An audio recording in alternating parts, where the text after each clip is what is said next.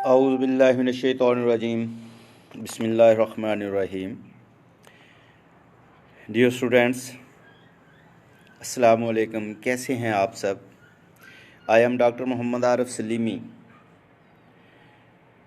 मैं आपको आज इनॉटमी के हवाले से कुछ बताऊंगा। यकीनन आपका ये फ़र्स्ट ईयर है और फर्स्ट ईयर के अंदर आप इनॉटमी पढ़ते हैं। इनॉटमी बेसिकली जानदारों की बनावट, साख़त, स्ट्रक्चर है।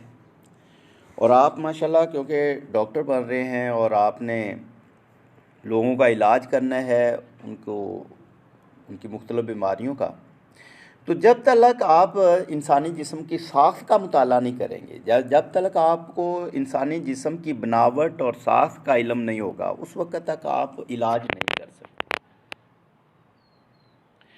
और इंसानी साख्त के लिए एक तो ज़ाहिरी शक्ल सूरत है, जो सामने हमें ऑर्गन नज़र आते हैं, उसको हम मॉर्फोलॉजी कहते हैं, यानी form and structure of a human body. लेकिन कुछ ऑर्गन्स अंदर भी हैं, इंसानी जिस्म के कुछ ऑर्गन्स अंदर हैं, लिहाजा उनके मुताला के लिए हमें अंदर के ऑर्गन को पढ़ना पड़ता है, तो वो इनॉटमी का सहारा लेना पड़ता है। इनॉटमी असल में अंदरूनी हिस्सों की साख्त का मुताला है, यानी अंदरूनी स्ट्रक्चर्स, इंसान के अंदर के मुख्तलिफ ऑर्गन्स उनकी बनावट कैसी है, वो कहाँ पर हैं, उनकी कौन सा हिस्सा किस मुकाम पर है, उसका मुताला किया जाता है। तो इनॉटमी साइंस की वो शाख है जिसमें हम जानदारों के अंदरूनी हिस्सों के स्ट्रक्चर यानी साख्त का मुताला करते हैं। इनॉटमी बेसिकली दो यूनानी अल्फाज का मजमूआ है, एना एंड टॉम। अगर आप देखें तो इनॉटमी के जो अपने स्पेलिंग है, एना टॉम से निकला है ये इनॉटमी, जिसका मतलब है कटिंग अप, यानी चीर फाड़ करना। जानदारों के मुख्तलफ बॉडीज़ को चीर फाड़ करके उनका मुताला करना इनॉटमी कहलाता है। तो इनॉटमी इब्तिदा में तो इसका ताल्लुक सिर्फ चीर फाड़ के ज़रिए अंदरूनी हिस्सों के मुताले तक महदूद था, लेकिन जैसे जैसे इल्म वसी हुआ, जैसे जैसे साइंस ने तरक्की की है, तो इनॉटमी को भी तफसील से बयान किया जाता है आज। और इसको बयान करने के लिए, तफसील के साथ बयान करने के लिए, इनॉटमी को इसकी मुख्तलिफ ब्रांचों में तकसीम किया गया। इनॉटमी की मुख्तलिफ ब्रांचें हैं, शाखें हैं, जिसमें ग्रॉस इनॉटमी है, हिस्टोलॉजी है, रीजनल इनॉटमी है, मॉर्बिड इनॉटमी है, सरफेस इनॉटमी है, सर्जिकल इनॉटमी है, और रेडियोलॉजिकल इनॉटमी है, सिस्टमेटिक इनॉटमी है, ऑस्टियोलॉजी है, मायोलॉजी है, आर्थ्रोलॉजी है, एंजियोलॉजी है। तो ये इनॉटमी की मुख्तलिफ ब्रांचों के बारे में आज हम पढ़ेंगे। जैसा कि पहली शाख हमने देखा कि ग्रॉस इनॉटमी है। ग्रॉस इनॉटमी की वो शाख है जिससे जिस्म के मुख्तलिफ हिस्सों का ज़हरी आँख से मुताला किया जाता है, यानी आम आँख से, without any microscope, without any tool. हम आम आँख से जो हमें नज़र आता है, इंसान की आँखें हैं, उसका सर है, उसका बदन है, हम आँख देखते हैं, तो उसका मुताला इसमें खुदबीन की ज़रूरत नहीं होती। इस इनॉटमी को हम ग्रॉस इनॉटमी कहते हैं। फिर है हिस्टोलॉजी। हिस्टो कहते हैं बेसिकली टिश्यू को। जैसे आपने 10th क्लास में सेल पढ़ा है, the basic unit of living organism, functional and structure unit of living organism, the cell. और जब मुख्तलफ सेल आपस में मिलते हैं, एक जैसे सेल इकट्ठे होकर एक जैसा काम सारे अंजाम देते हैं, तो that is called a histology. तो हिस्टोलॉजी टिश्यू, यानी वो जो सेल मिल के काम करते हैं वो टिश्यू कहलाते हैं, और टिश्यू का मुताला हिस्टोलॉजी कहलाता है, यानी हिस्टो टिश्यू को कहते हैं, और टिश्यू के मुताला को हिस्टोलॉजी कहते हैं। उसको माइक्रोस्कोप के नीचे रख के अब एक जैसे और जो सेल होते हैं जो किसी काम के लिए इकट्ठे होकर मिलकर एक काम सर अंजाम देने के लिए इकट्ठे हो जाते हैं, दैट इज़ कॉल्ड हिस्टो यानी टिश्यू, और उसके मुताले को हिस्टोलॉजी कहते हैं। रीजनल इनॉटमी, रीजनल जैसे कि रीजन हम कहते हैं मुख्तलफ इलाके, मुख्तलफ हिस्से, तो इनाटमी की इस शाख में हम मुख्तलफ रीजनल वाइज जिस्म को यानी उसके इलाका वाइज मुख्तलफ ऑर्गन का, मुख्तलफ अज़ा का मुताला किया जाता है रीजनल इनाटमी में। इसे मुकामी इनाटमी भी कहते हैं। मॉर्बिड इनाटमी, इनाटमी की इस शाख में जो ख़ास तौर पर बीमार ऑर्गन होता है, बीमार अज़ू होता है, उसकी तशरीह की जाती है। यानी कि किसी भी बीमारी की वजह से सेहतमंद अज़ा में क्या तब्दीलियाँ आती हैं, और एक सेहतमंद ऑर्गन कैसा होता है, लेकिन जब वो बीमार हो जाता है तो उसमें कौन कौन सी चेंजिंग आ जाती हैं, और उसके साइज़ में क्या फ़र्क आ जाता है। बाज़ दफ़ा देखें कि किसी ऑर्गन का साइज़ सिकुड़ जाता है और कहीं बढ़ जाता है, यानी एट्रोफी और हाइपरट्रोफी हो जाती है। यानी ट्रॉफी सिकुड़ जाना, किसी भी ऑर्गन का अपने साइज से छोटा हो जाना, या फंक्शन की वजह से, ओवरलोडिंग की वजह से किसी ऑर्गन का बड़ा हो जाना, हाइपरट्रोफी हो जाना। जैसे थायराइड ग्लैंड है, अगर उसको आयोडीन ना मिले तो वो ज़्यादा फंक्शन करने की वजह से क्या है कि वो फूल जाता है और गले पर नुमाया तौर पर नज़र आता है। तो मॉर्बिड एनाटमी में हम मुख्तलफ जो ऑर्गन हैं, मुख्तलफ जो अज़ू हैं, उनके साइज़ के हवाले से जो तब्दीलियाँ आती हैं उसके अंदर साइज़ के हवाले से भी आ सकती हैं और फंक्शन के हवाले से भी आ सकती हैं, उसके कलर के हवाले से भी आ सकती हैं। उन तमाम का मुताला जो है वो हम मॉर्बिड एनाटमी में करते हैं कि एक सेहतमंद ऑर्गन कैसा होता है और उसका साइज़ क्या होता है। तो लिहाजा पहले एनाटमी में हम यानी हर ऑर्गन का साइज़, उसकी लोकेशंस का हमें इल्म हो तो हम बाद में उसका मुकाबला कर सकते हैं कि इसका नॉर्मल साइज़ ये है और अब ये हो गया है तो इसमें कोई तब्दीली वाक़या हो चुकी है। सरफेस, नेक्स्ट जो हमारी ब्रांच है वो है सरफेस एनाटमी, जिसे हम सतही एनाटमी में कहते हैं। तो एनाटमी की इस शाख में इंसानी जिस्म के अंदरूनी हिस्सों को जिस्म के बैरूनी सतह से ही अंदाज़ा करते हैं, यानी मुख्तलफ लाइंस के ज़रिए, निशान के ज़रिए, कि बाहर से अगर कोई एक पेशेंट आपके पास आता है और वो अपने जिस्म के किसी हिस्से पर हाथ रख कर कहता है कि डॉक्टर साहब मुझे यहाँ पर तकलीफ़ है, तो ये डॉक्टर का काम है कि जिस हिस्से पर मरीज़ छू रहा है, वो अपना हाथ लगा रहा है, तो उसको ये इल्म हो कि इसके नीचे कौन सा ऑर्गन है। यानी सतही एनाटमी से हमें बैरूनी तौर पर बाहर से पेशेंट जहाँ अपना हाथ लगा रहा है या बाहर से हम जिस्म को यहाँ से टच कर रहे हैं, ये इल्म हो कि यहाँ पर कौन सा ऑर्गन है, और अगर यहाँ पर तकलीफ़ है तो ये कौन सा हिस्सा होता है। जैसे कि अपेंडिक्स में आप देखें कि ये राइट इलियक फोसा के अंदर जो है वो तकलीफ़ होती है, और पेशेंट अपने राइट साइड पे आपके ये नीचे पसलियों के थोड़ा सा नीचे हाथ रखता है कि डॉक्टर साहब मुझे यहाँ पर तकलीफ़ है। तो ये एक तो यानी कि जब उसको इल्म होगा एक डॉक्टर को कि जो आपका अपेंडिक्स है वो राइट साइड पे होता है, और फिर ये रीजन ये है, तो उसके फौरी ज़हन में ये जाता है कि हाँ इसको अपेंडिक्स की प्रॉब्लम हो सकती है। तो ये हम यानी सतही एनाटमी से हमें इल्म हासिल होता है। तो सतही एनाटमी से यानी बग़ैर जिस्म को कट किए बगैर, चीर फाड़ किए बगैर, ऑपरेट किए ऊपर से ये जानना कि इस सतह से नीचे कौन सा ऑर्गन है और इसका क्या महल वकूअ है, उसके इर्द गिर्द कौन से ऑर्गन है। मैं यानी डॉक्टर जब ऑपरेट करता है तो उससे भी वो ये अंदाज़ा करता है कि जिस ऑर्गन का मैं ऑपरेट करने लगा हूँ इसके इर्द गिर्द कौन से ऑर्गन है। तो सतही एनाटॉमी जितनी मजबूत होगी, ज़्यादा बेहतर तरीके से आपको आती होगी, आप बेहतर जज कर सकते।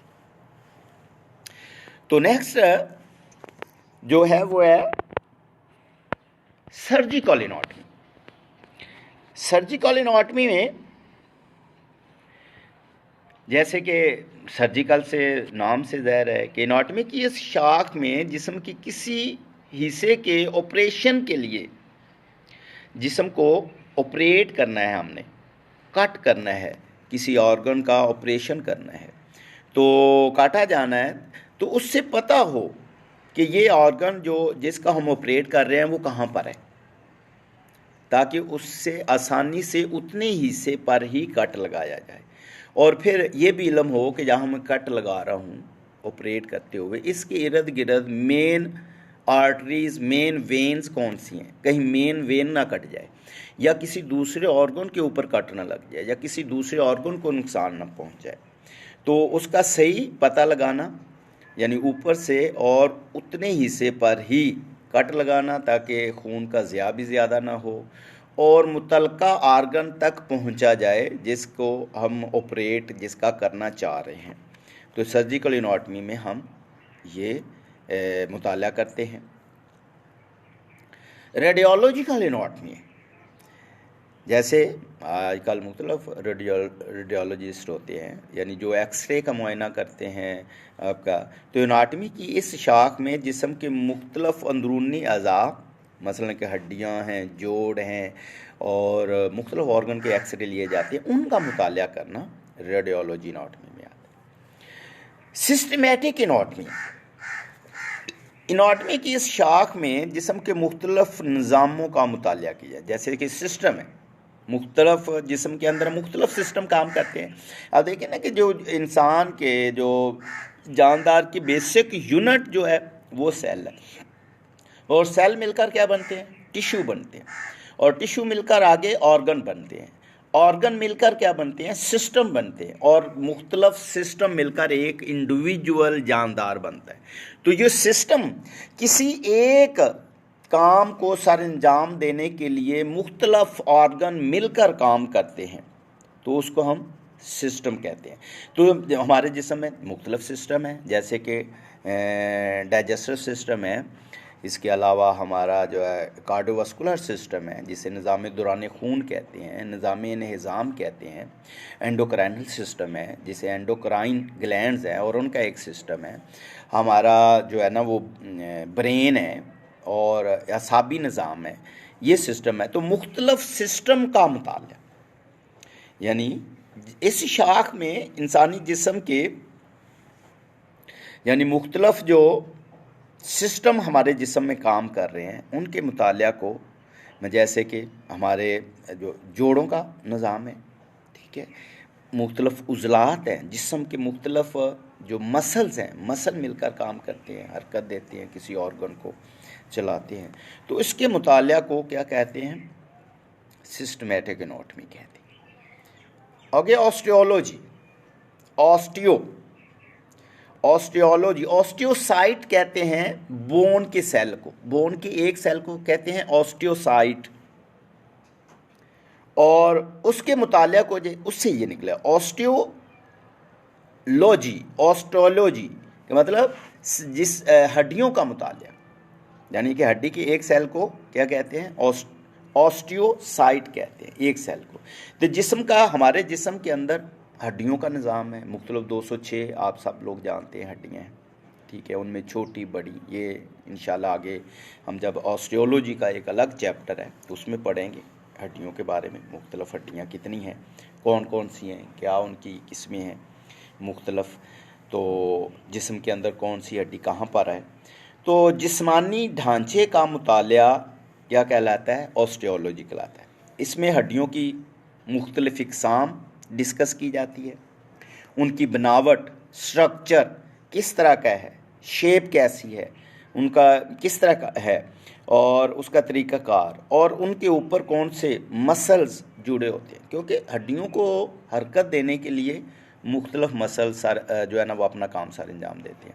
तो हड्डियां हरकत करती हैं जिससे हमारे जिस्म के अंदर जो है वो मूवमेंट पैदा होती है। आर्थ्रोलॉजी, आर्थ्रो कहते हैं जोड़ को, जैसे कहते हैं ना आर्थ्रोपोडा, फाइलम में भी है एक है, ये आपने 9th में पढ़ा है बायोलॉजी में, फाइलम आर्थ्रोपोडा, यानी वो फाइलम है जिसमें जोड़दार टांगें होती हैं जानदारों को। तो वहाँ से ये है आर्थ्रोलॉजी, आर्थ्रोलॉजी यानी जोड़ों का इल्म, जोड़ों का मुतालिया। आर्थराइटस भी एक बीमारी भी है, यानी जोड़ जिसमें सूज जाती है, ऑस्टियोआर्थराइटस है। तो जोड़ों का इल्म आर्थ्रोलॉजी कहलाता है। छोटे बड़े जोड़, जिस्म में मुख्तलिफ जोड़ कितनी किस्म के हैं, जोड़ों की इकसाम क्या है, उनकी हरकत कितनी किस्म की होती है। कुछ फिक्स जॉइंट है हमारी बॉडी के अंदर, कुछ मूवेबल हैं, कुछ स्लाइटली मूवेबल हैं, ठीक है, कुछ फ्रीली मूवेबल हैं। तो ये मुतालिया जोड़ों के मुख्तलिफ हिस्सों का, मुख्तलिफ इकसाम का मुतालिया जो है वो आर्थ्रोलॉजी कहलाता है। उसके बाद है मायोलॉजी।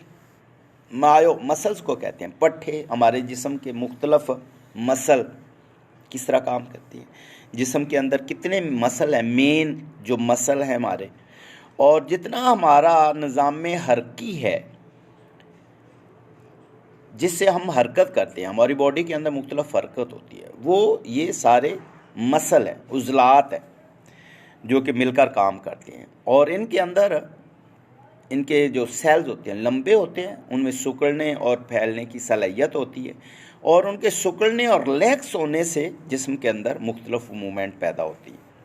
तो और जो मायोलॉजी यानी जिस्म के ये एनाटॉमी की वो शाख है जिसमें यानी मसल्स का, उज़लात का मुतालिया किया जाता है, उनकी शक्ल व सूरत का मुतालिया बहस की जाती है, कौन से हिस्से में कौन से मसल्स हैं। जैसे कि हमारे बाजू के अंदर जो मेन मसल्स, हम सामने जो जब हम बाजू को टेढ़ा करते हैं और वो फूल जाता है, यहाँ सामने बाइसेप, पीछे हमारे ट्राइसेप्स है, डेल्टॉइड मसल है। तो इनके मुख्तलिफ फंक्शन हैं और इनका मुतालिया क्या कहलाता है, मायोलॉजी कहलाता है। उसके बाद है एंजियोलॉजी। ये जैसे आप कहते हैं कि एंजियोग्राफी हुई है फलां बंदे की, जी यानी शरियाने, यानी हमारे जिस्म के अंदर जो आर्टरीज़ हैं, वेन्स हैं, कैपलरीज़ हैं, एक सिस्टम पूरा है इनका, उसके मुतालिया को बाद देखे हैं कि वेन्स तंग हो गई हैं, आर्टरीज़ तंग हो गई हैं, सुकड़ गई हैं, कॉर्निया आर्टरी ब्लॉक हो गई है, उसके अंदर जो है ना वो कुछ फॉरेन बॉडी आ गई है, वहाँ थ्रोम्बस बन गया, उसका वहाँ एम्बोलिज्म आ गया। तो इसका मुतालिया जो है शरियानों का और वरीदों का और कैपलरीज़ का मुताले को क्या कहते हैं, एंजियोलॉजी कहते हैं। और इसमें मुख्तलिफ शरियाने, वरीदें, ये मेन कौन सी हैं, कहाँ से गुज़रती हैं। जैसे कि आप जानते हैं कि हमारे दिल से मेन एक एओर्टी निकलती है जिसे एओर्टा कहते हैं, वहाँ से फिर सारी ब्रांचें जो है वो नीचे आती हैं, फैलती जाती हैं पूरी बॉडी के अंदर। ये भी एक पूरा निज़ाम है एंजियोलॉजी वाला, ये यानी कि आप कार्डियोवास्कुलर सिस्टम में ये मुकम्मल इसको पढ़ेंगे। स्प्लेनोलॉजी, एनाटॉमी की इस शाख में जिस्म के जितने वाइटल ऑर्गन हैं, वाइटल ऑर्गन, अहम ऑर्गन, अज़ाए रईसा जिनको कहते हैं, मसलन दिल है, फेफड़े हैं, लिवर है, स्टोमिक है, इनका मुतालिया किया जाता है। ये वाइटल ऑर्गन कहलाते हैं, हमारी बॉडी के बड़े वाइटल ऑर्गन हैं, यानी कि ये हमारी पूरी बॉडी को में बहुत अहम रोल अदा करते हैं। तो उनका मुतालिया क्या कहलाता है, स्प्लेनोलॉजी कहलाता है। तो ये मुतालिया इसकी मुख्तलिफ मतलब हमारे जो ये वाइटल ऑर्गन है इनका साइज़ कहाँ पर वाक़ हैं, क्या किस तरह के हैं, इनकी बनावट कैसी है, कौन कौन से अहम जो है ना वो मसल्स, कौन कौन सी अहम हिस्से इनके अंदर इन्वॉल्व हैं। नेक्स्ट जो शाख है वो है न्यूरोलॉजी। न्यूरोलॉजी, जैसे कि निज़ाम आसाब, हमारा जो सेंट्रल नर्वस सिस्टम है, पेरिफेरल नर्वस सिस्टम है, इसमें सेंट्रल नर्वस सिस्टम में दिमाग है, स्पाइनल कॉर्ड है, हरामी मगज जिसको कहते हैं, और पेरिफेरल नर्वस सिस्टम में हमारे वो नर्व्स हैं जो सेंट्रल नर्वस सिस्टम से निकलकर पूरी बॉडी में फैलती हैं। ये नर्व्स दो तरह की हैं, एक तो डायरेक्ट हमारे दिमाग से निकलती हैं जिनको हम क्रेनियल नर्व्स कहते हैं, और ये 12 जोड़े क्रेनियल नर्व्स के, ये डायरेक्ट दिमाग से निकलती हैं और हमारी बॉडी के अंदर फैल जाती हैं। और 31 जोड़े स्पाइनल नर्व्स के हैं जो कि स्पाइनल कॉर्ड से निकलती हैं, स्पाइनल कॉर्ड से निकलकर ये हमारी पूरी बॉडी के अंदर फैलती हैं। ये जो है ना 31 जोड़े, इनका मुतालिया यानी न्यूरोलॉजी में निज़ाम आसाब का मुतालिया न्यूरोलॉजी कहलाता है। यानी इसमें हमारा मेन सेंट्रल नर्वस सिस्टम है, यानी दिमाग है, हराम मगज़ है, और इससे निकलने वाले मुख्तलफ नर्व्स हैं वो हमारी बॉडी में, और उनकी मुख्तलफ इकसाम का भी मुतालिया किया जाता है। Dermatology, next branch dermatology. Dermis जैसे कि ये हमारी जिल्द है, यानी इस ब्रांच में जिल्द का मुतालिया किया जाता है। डर्माटोलॉजी में जिल्द का मुतालिया किया जाता है, यानी ये वो शाख है जिसमें इंसानी जिल्द का मुतालिया किया जाता है। इसमें जिल्द की स्ट्रक्चर है, साख्त है, उसकी बनावट है, उसके मुख्तलफ हिस्से हैं, आगे उसकी मज़ीद ब्रांचेस हैं, उनका मुतालिया किया जाता है। नेक्स्ट है एंडोक्राइनोलॉजी। एंडोक्राइन ग्लैंड्स हैं ये पूरा, यानी कि हमारा जो हमारी बॉडी का कंट्रोल है वो दो चीज़ों से, एक तो सेंट्रल नर्वस सिस्टम हमारी बॉडी को कंट्रोल करता है, ठीक है, और दूसरा एंडोक्राइन सिस्टम है जो कि अपनी सक्रीशंस के ज़रिए यानी हार्मोन्स के ज़रिए हमारी बॉडी के मुख्तलिफ फंक्शंस को कंट्रोल कर रहा होता है। तो एंडोक्राइनोलॉजी में हमारे जिस्म के अंदर ग्लैंड्स, एंडोक्राइन ग्लैंड्स और उनका मुतालिया है। हाँ, यहाँ पर ग्लैंड दो तरह के हैं, एक को हम एक्सोक्राइन ग्लैंड कहते हैं और एक एंडोक्राइन ग्लैंड। एक्सोक्राइन ग्लैंड को हम नालीदार भी ग्लैंड कहते हैं कि इनके ये अपनी सक्रीशन को स्पेसिफिक किसी नाली के ज़रिए, किसी डक्ट के ज़रिए ये अपने टारगेट तक पहुंचाते हैं। जबकि एंडोक्राइन ग्लैंड जो हैं इनको हम डक्टलेस ग्लैंड भी कहते हैं, यानी जो अपनी सक्रीशन, पैदा होने वाली जो सक्रीशन है वो अपने टारगेट तक किसी नाली के ज़रिए नहीं भेजते, बल्कि अपनी सक्रीशन को डायरेक्ट ब्लड स्ट्रीम के अंदर डाल देते हैं और वो अपने टारगेट तक पहुंच जाती है ब्लड के अंदर, और फिर ब्लड जैसे सर्कल करता है हमारी बॉडी के अंदर तो ये बॉडी के मुख्तलिफ हिस्सों में चला जाता है और वो अपने टारगेट तक। तो ये मुतालिया यानी एंडोक्राइनोलॉजी इस शाख में, एनाटॉमी की इस शाख में हम एंडोक्राइन ग्लैंड्स का मुताला करते हैं और उससे पैदा होने वाले हार्मोन्स कौन से पैदा होते हैं, हमारे कौन से एंडोक्राइन ग्लैंड है, जैसे पिट्यूटरी ग्लैंड है, थायराइड है, पैराथायराइड है, एड्रीनल है, ठीक है। इसके अलावा हमारे गोनेड्स के अंदर है, जैसे टेस्टिस है, ओवरीज के है, ये हार्मोन पैदा करते हैं, पेनक्रियाज है।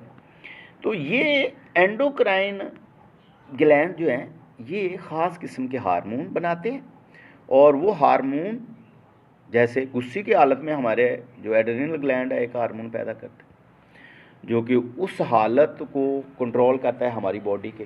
गुस्से की हालत में आप देखें कि हमारे जिस्म के अंदर बहुत सी चेंजिंग आती है, फियर में, खौफ में। तो एंडोक्राइनोलॉजी यानी एंडोक्राइन ग्लैंड्स का मुतालिया कहलाता है। नेक्स्ट है साइटोलॉजी, जैसे कि सेल का मुतालिया जो कि बेसिक यूनिट है तमाम जानदारों के structural and functional unit of the living organism is called a cell. और सेल का मुतालिया, सेल क्या है, और इसके अलावा सेल के अंदर मुख्तलिफ ऑर्गेनेलीज हैं, जैसे न्यूक्लियस है, माइटोकॉन्ड्रिया है, गोल्गी बॉडी है, राइबोसोम है, एंडोप्लाज्म रेटिक्यूलम है।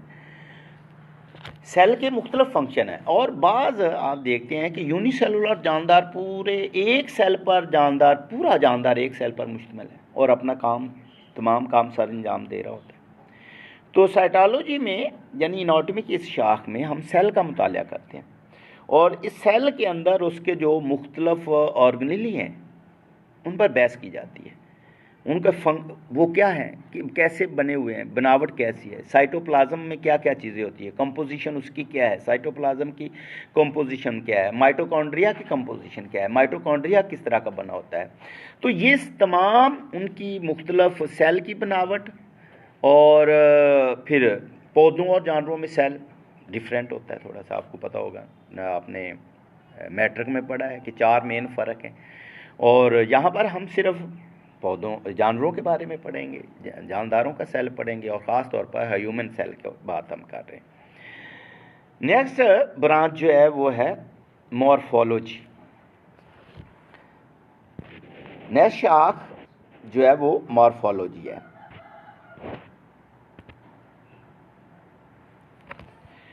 तो मॉर्फोलॉजी एनाटॉमी की वो शाख है जिसमें ज़हरी शक्लो सूरत बनावट इंसानी जिस्म की मुख्तलिफ जानदारों के ज़हरी तौर पर जो हमें नज़र चीज़ें आती हैं किस तरह की है, उनकी बनावट कैसी है, शक्लो सूरत कैसी। आप देखें डिफरेंट इंसान शक्ल से उनके कद वाइज डिफरेंट होते हैं, चेहरे की शेप डिफरेंट होती है, कोई छोटे होते हैं, कोई बड़े होते हैं, कोई हैवी होते हैं, कोई स्मार्ट होते हैं।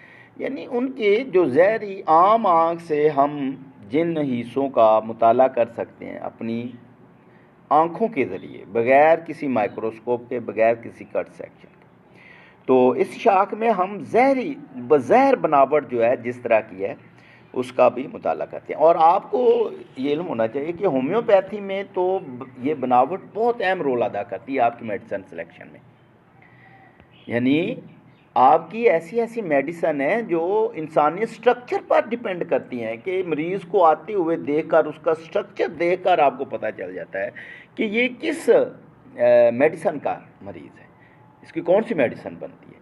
लिहाजा मॉर्फोलॉजी, एक होम्योपैथ डॉक्टर को मॉर्फोलॉजी पर बहुत अबूर होना चाहिए।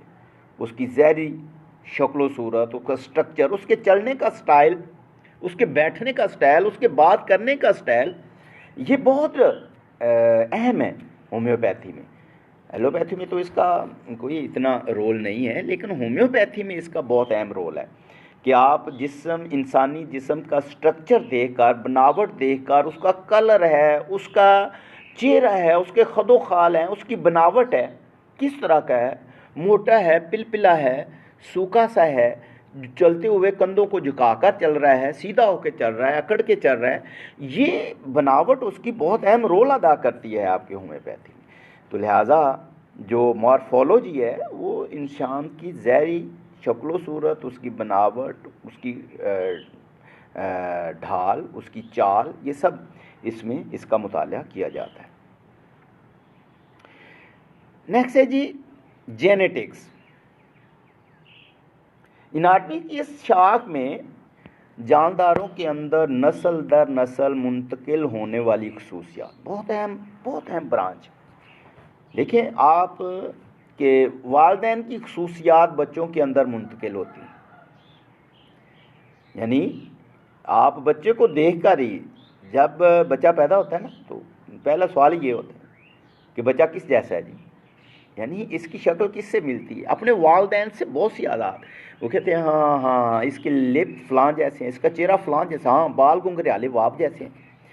तो ये जो खसूसियात हैं वालिदैन से बच्चों के अंदर जो मुंतकिल होती हैं उनको हम जेनेटिक्स कहते हैं। और इसके लिए सेल के अंदर न्यूक्लियस के अंदर क्रोमोसोम, और क्रोमोसोम के सरों के ऊपर जो जीन्स होते हैं, ये जीन्स जो हैं ये अहम रोल अदा करते हैं। और आप जानते हैं कि न्यू बेबी के अंदर जीन्स दोनों तरफ से आते हैं, क्रोमोसोम दोनों तरफ से आते हैं।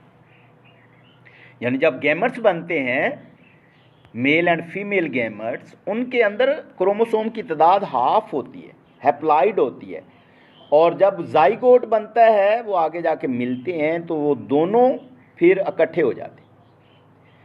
तो इसका मतलब है कि आधे क्रोमोसोम मेल की तरफ से और आधे फीमेल की तरफ से, यानी वालदा और वालद दोनों के इकट्ठे होते हैं और दोनों की खसूसियात जो हैं वो यकजां हो जाती हैं एक जानदार के अंदर। अब किसी में आप देखें कि वालद की खसूसियात ज़्यादा नुमायाँ होती हैं और किसी के अंदर वालदा की खसूसियात ज़्यादा नुमायाँ होती हैं। तो ये जो जीन्स होते हैं ये भी जोड़ों की सूरत में होते हैं। डोमिनेंट जीन जो होता है वो अपनी खसूसियात का इजहार करता है, और रिसेसिव जीन्स दब जाता है, वो आगे जाके किसी और नस्ल में, अगली नस्ल में जाके अपने आप को ज़ाहिर कर सकता है। लेकिन जो डोमिनेंट जीन होता है उसकी खसूसियात वाज़ी होती हैं बच्चे के अंदर और दूसरी दबी रहती हैं। और इसी तरह कुछ बीमारियां भी हैं, जेनेटिक बीमारियां हैं जो विरासत में चलती हैं, और वो भी जीन्स जब डोमिनेंट होगा तो वो खसूसियात ज़ाहिर होंगी। तो खैर ये आगे बहुत वसी इल्म है, आगे इंशाल्लाह इसके बारे में भी डिस्कशन करेंगे हम। नेक्स्ट है, अभी हम ब्रांचों के बारे में पढ़ रहे हैं और थोड़ा थोड़ा हम टच दे रहे हैं इनको। एम्ब्रियोलॉजी, एम्ब्रियो वो नन्ना पौधा, वो नन्ही कोंप जिससे एक पूरा यानी कि आगे ग्रोथ होती है नए जानदार की। यानी जब मेल और फीमेल गैमेट्स मिलते हैं, जाइगोट बनता है, तो वहाँ से एम्ब्रियो स्टार्ट, यानी जहाँ इस शाख में एम्ब्रियोलॉजी में हम मेल के स्पर्म और फीमेल के ओवा के मिलने से जाइगोट कैसे बनता है, और उसके मुतालिया से लेकर एक एम्ब्रियो बनने और एम्ब्रियो की डेवलपमेंट और से आगे एक न्यू इंडिविजुअल, एक नया जानदार बनने तक के मुख्तलफ मराहिल का मुतालिया किया जाता है इसमें। यानी इसका जाइगोट से एम्ब्रियो और आगे ग्रोथ करके उसका एक नए जानदार में तब्दील होना, उसके मुख्तलफ मराहिल हैं। आप देखिए एक सेल से तकसीम होती है और 2 बनते हैं, 4 बनते हैं, फिर आगे मुख्तलिफ ऑर्गन बनते हैं, मुख्तलिफ सिस्टम बनती हैं, एक पूरा जानदार बनता है, अल्लाह की तख्लीक है। तो ये मुख्तलिफ जो स्टेजेस हैं एम्ब्रियो की, उसका मुतालिया एम्ब्रियोलॉजी में किया जाता है। तो ये आज कि हमारी इसकी मुख्तलिफ जो ब्रांचें थी इसको हमने डिस्कस किया है। इसके हवाले से अगर आपको कुछ वज़ाहत हो, कोई आप सवाल करना चाहें तो यकीनन आप मैं अपना नाम और आपका नंबर भी इंशाल्लाह सेंड कर दूंगा ग्रुप के अंदर, आप डिस्कस कर सकते हैं। अल्लाह आपका हामी नासर हो। Thank you very much.